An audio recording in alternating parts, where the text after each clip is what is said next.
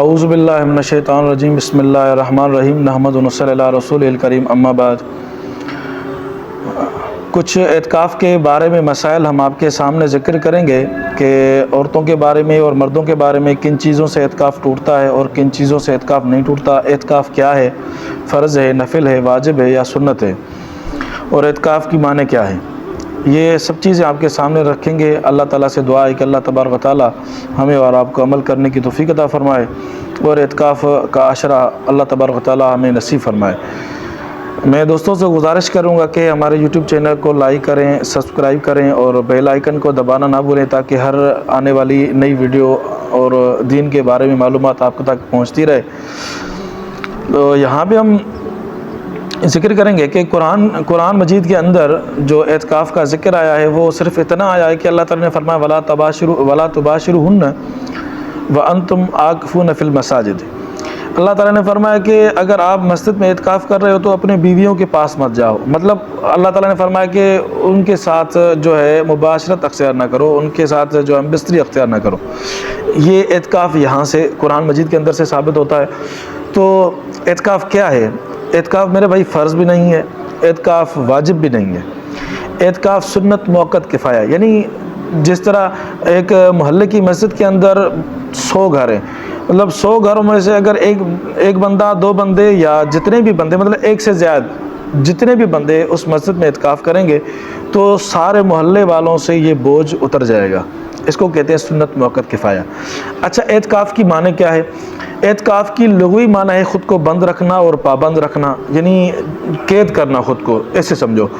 اور اس کی اصطلاحی جو معنی ہے کہ کھانے سے، پینے سے، دنیا کی زیب و زینت سے، دنیا کے جو بھی مطلب ایونٹ ہوتے ہیں، شادی غمی، یہ وہ سب سے، ساری دنیا سے قطع تعلقی اختیار کر کے اللہ کے گھر میں چٹائی بٹھا کے اور یہ صدا کے کر کے یہ بیٹھنا کہ یا اللہ میں تمہاری رضا کی خاطر تمہارے گھر کے اندر ایک سوالی بن کے ادھر بیٹھا ہوں، ساری دنیا کو میں نے اپنے لیے مار دیا ہے اور دنیا کی نظر میں مر چکا ہوں، میں تمہاری نظر میں تمہارے لیے زندہ ہوں اور تم سے مانگنے کے لیے میں تمہاری مسجد کے اندر، تمہارے گھر کے اندر اعتکاف کیا ہے میں نے۔ یا اللہ میرے اعتکاف کو قبول کر لے، اور جب تک تو میری یہ دعائیں قبول نہیں کرے گا، میری گناہوں کو معاف نہیں کرے گا اور میرے اعتکاف کو قبول نہیں کرے گا، تب تک میں تمہارا دروازہ، تمہارا گھر، تمہارا در نہیں چھوڑوں گا۔ یہ اعتکاف کی اصطلاحی معنی ہے، یعنی اس طرح خود کو پابند کرنا اور بند کرنا، اس کو کہتے ہیں اعتکاف۔ اچھا، اعتکاف کن چیزوں سے ٹوٹتا ہے؟ میرے بھائی اعتکاف جو ہے، جب روزہ ٹوٹے گا تو اعتکاف آٹومیٹک ٹوٹ جائے گا، روزہ ٹوٹنے سے اعتکاف ٹوٹ جائے گا۔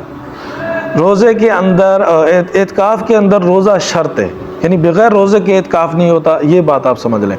اور اس کے علاوہ جن چیزوں سے روزہ ٹوٹتا ہے ان سب چیزوں سے اعتکاف بھی ٹوٹے گا۔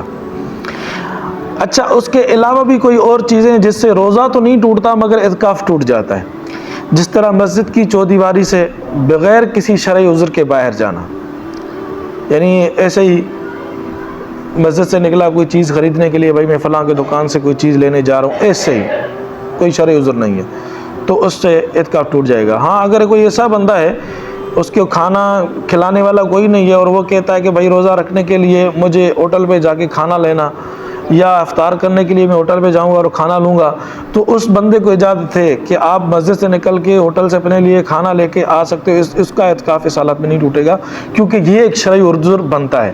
اور دوسرا شرعی عذر کس کو کہتے ہیں ہم؟ باتھ روم، اگر مسجد سے باہر ہوتے ہیں، بعض اوقات دیہاتوں میں تو بہت زیادہ دور باتھ روم ہوتے ہیں، اگر باتھ روم قضاء حاجت کے لیے بندہ مسجد سے نکل کے ادھر جاتا ہے تو اس کا اعتکاف بھی نہیں ٹوٹتا۔ اور اس کے علاوہ وضو خانے پہ بیٹھ کے، وضو کی جگہ پہ بیٹھ کے اگر ہم دوران وضو کسی کے ساتھ بات کرتے ہیں تو ہمارا اعتکاف نہیں ٹوٹے گا، کیونکہ شرعی عذر ہے وضو کرنا۔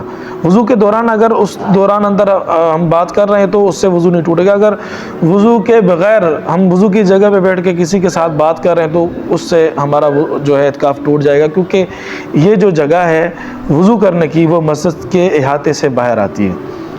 اور اس کے علاوہ جو چیزیں ہم لوگ کر رہے ہیں اعتکاف میں، یعنی موبائل چلانا، فضول گفتگو کرنا، گپے لگانا، دنیا کی باتیں کرنا، یہ ساری چیزیں میرے بھائی اعتکاف کو خراب کرتی ہیں۔ یعنی ان سے اعتکاف ختم تو نہیں ہوتا، ٹوٹتا تو نہیں ہے، مطلب وہ برکت ختم ہو جاتی ہے۔ زیادہ سے زیادہ کوشش کرو کہ آپ دنیا کی باتوں سے اعتکاف کے اندر اجتناب کرو، اور دنیا کی کوئی بھی بات آپ کے اعتکاف میں نہ ہو۔ یہ تو مرد کے مسجد کے مسائل ہیں۔ اگر عورت اعتکاف میں بیٹھے تو عورت کے لیے کتنا ثواب ہے اور کیا حکم ہے؟ بھائی مرد اور عورت کے لیے شریعت میں ثواب ایک ہی ہے، جتنا مرد کو ملے گا اتنا ہی عورت کو ملے گا۔ اور عورت کے لیے حکم یہ ہے کہ عورت اعتکاف کرے گی اپنے گھر کے کسی کونے کے اندر، کسی کمرے کے کونے کے اندر، چودیواری کے اندر وہ اعتکاف کرے گی، کپڑے وغیرہ جس طرح لٹکاتے ہیں اور ایک جگہ کو خاص کرتے ہیں، تو عورت اسی طرح اعتکاف کرے گی۔ عورت کا اعتکاف بھی اسی چیزوں سے ٹوٹے گا جس چیزوں سے مرد کا اعتکاف ٹوٹے گا۔ اگر روزہ ٹوٹ گیا تو اعتکاف ٹوٹ گیا، اگر اس کے علاوہ جو چیزیں میں نے بتائی پیچھے، تو ان سے اگر مرد کا اعتکاف ٹوٹتا ہے تو عورت کا بھی ٹوٹتا ہے۔ ہاں البتہ ایک چیز اور ہے جاتی ہے، مطلب وہ چیز یہ ہے کہ اگر کسی عورت کو دوران اعتکاف ماہواری آ جائے تو اس عورت کا اعتکاف ٹوٹ جائے گا، اس کا ختم ہو جائے گا اعتکاف، اور اس عورت کے اوپر قضا لازم ہوگی، کیونکہ آئندہ سال جب رمضان آئے گا تو اس رمضان میں اس اعتکاف کو وہ قضا کرے گی۔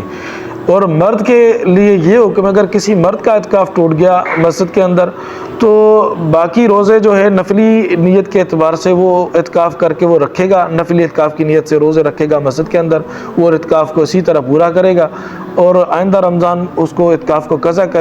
اچھا یہ ہو گیا قضا کا مسئلہ اور عورتوں کا مسئلہ، اعتکاف ٹوٹنے کا مسئلہ اور نہ ٹوٹنے کا مسئلہ۔ ابھی ہم آتے ہیں کہ اعتکاف کے اندر ہمیں کیا کرنا چاہیے۔ میرے بھائی اعتکاف کے اندر جو ہے ہمیں اعتکاف میں بیٹھنے سے پہلے اعتکاف کے دنوں کا شیڈول بنانا ہمارے لیے بہت ضروری ہے۔ جس طرح ہم اعتکاف بیٹھنے سے پہلے یہ شیڈول بناتے ہیں کہ بھائی میرا جو ہے افطاری کا کھانا فلاں لے کے آئے گا اور سحری کا یہ فلاں لے کے آئے گا، میرا دودھ فلاں لے کے آئے گا، چائے فلاں لے کے آئے گا، یہ چیزیں جس کی ہمیں ٹینشن ہوتی ہے اس کی روٹین بناتے ہیں۔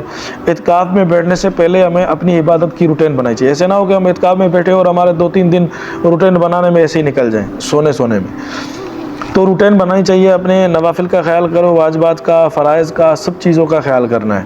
با جماعت پہلی صف میں نماز ادا کرنی ہے، سب سے پہلے یہ بات۔ اس کے بعد جو ہے قرآن مجید کی تلاوت کرنی ہے زیادہ سے زیادہ کثرت سے۔ اس کے علاوہ کوئی بھی نوافلی جو عبادت ہے، یعنی اوابین ہو گیا، اشراق ہو گیا، چاشت ہو گیا، ان عبادت کو ہمیں نہیں چھوڑنا ہے۔ اچھا اعتکاف کی نیت جو ہے وہ یہی نیت ہے، یا اللہ میں تمہاری رضا کی خاطر تمہارے گھر کے اندر بیٹھا ہوں، جو ہے تمہارے گھر کا اعتکاف کر رہا ہوں تمہاری رضا کی خاطر، یہی نیت ہے اعتکاف کی، سولی اور آسان نیت ہے یہ۔ اچھا یہ روٹین ہمیں بنانی چاہیے اعتکاف کے لیے، اسی روٹین کے ساتھ ہمیں چلنا چاہیے۔ فضول گفتگو سے، فضول گپے لگانے سے بعد آنا چاہیے، یہ اعتکاف کا جو ہے لب لباب ہے۔ یہ حضور پاک صلی اللہ علیہ وسلم کا جو معمول تھا اعتکاف کا، کہ رسول اللہ صلی اللہ علیہ وسلم ہر سال رمضان کے آخری 10 دنوں میں اعتکاف کیا کرتے تھے۔ اما عائشہ فرماتی ہے جب حضور پاک صلی اللہ علیہ وسلم کا وصال قریب آیا تو آخری سال میں حضور پاک صلی اللہ علیہ وسلم نے 20 روزوں کا اعتکاف کیا تھا، یعنی 10 روزے گزرنے کے بعد حضور پاک صلی اللہ علیہ وسلم نے 20 دن اعتکاف کیا تھا۔ جس طرح حدیث پاک میں آتا ہے کہ حضور پاک صلی اللہ علیہ وسلم ہر سال رمضان مبارک کے مہینے میں حضرت جبرائیل علیہ السلام کو ایک ختم قرآن پاک کا سناتے تھے۔ جس سال آپ کا وصال تھا اس سال آپ علیہ السلام نے 2 ختم جبرائیل امین کو سنائے اور 2 ختم سنا کے حضور پاک صلی اللہ علیہ وسلم اس دنیا سے رخصت ہو گئے۔ اسی طرح اسی آخری جو ہے عشرے میں، آخری رمضان میں جو حضور پاک صلی اللہ علیہ وسلم زندگی میں آخری رمضان تھا، اس رمضان میں حضور پاک صلی اللہ علیہ وسلم نے 20 دن اعتکاف کیا تھا، البتہ ہمارے لیے 10 دن ہے۔ اس اعتکاف میں سب سے زیادہ جو فائدہ ہے وہ ليلۃ القدر حاصل کرنے کا۔ ليلۃ القدر حاصل ہوتی ہے اس اعتکاف کی راتوں میں۔ میرے بھائی گھر میں ویسے کوئی بھی نہیں جاگتا، سب روزہ کھولتے ہیں، نماز پڑھتے ہیں اور رفو چکر ہو جاتے ہیں اور سو جاتے ہیں گھر کے اندر، اور صبح کو افطاری میں اٹھتے ہیں اور فجر کی نماز پڑھتے ہیں۔ حضور پاک صلی اللہ علیہ وسلم نے فرمایا جس نے عشاء کی نماز جماعت سے ادا کی اور ایسے سمجھو اس نے آدھی رات قیام کیا، یعنی آدھی رات کی عبادت کا ثواب۔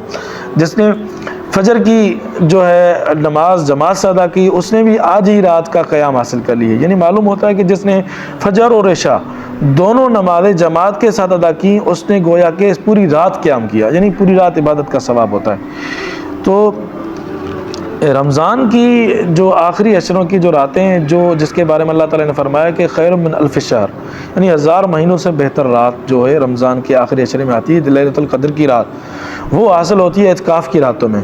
ہمیں چاہیے کہ ہم اس رات میں اعتکاف کریں، اگر ہم اعتکاف نہیں کر سکتے تو اس راتوں میں قیام کریں، یعنی عبادت زیادہ سے زیادہ کریں۔